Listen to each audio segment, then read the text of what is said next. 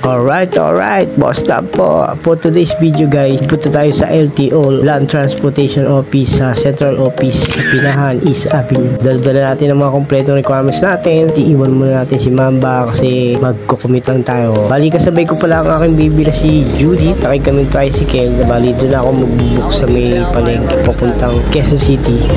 Alright.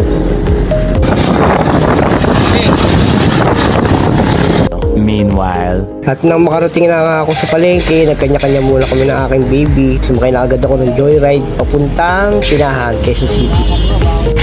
Shout out! So na nga, biyahe na uli kami at napadaan kami dito sa bagong lugar. Sobrang traffic guys. At isang mabilis na lang to. Nandito na nga kami, nakarating na kami guys. Salamat pala kay Joyride. Nakarating kami na maayos dito sa Quezon City. Dahil dyan, yung 183 plus na bill ko, ginawa ko ng 200. Tip for you para kay Bosta. Today pala yung appointment ko para kunin yung plaka ko. Madali lang ng appointment. Pasok lang kayo sa LTO tracker. Then type nyo yung plate number nyo or NB file nyo. Nilalabas nyo. Then mag-set kayo kung anong date nyo gustong kunin yung plaka nyo. Set kayo ng appointment para pagdating dito mabilis lang ang galawan nyo. Alright. Chip okay lang.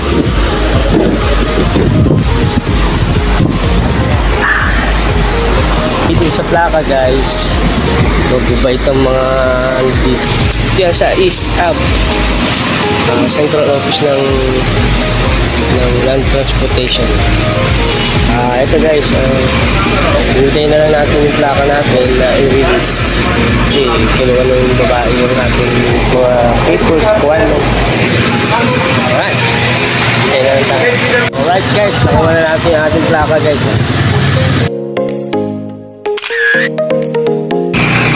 Alright, all goods in the hood. Like and share, boss tabs. Thank you. Bye bye.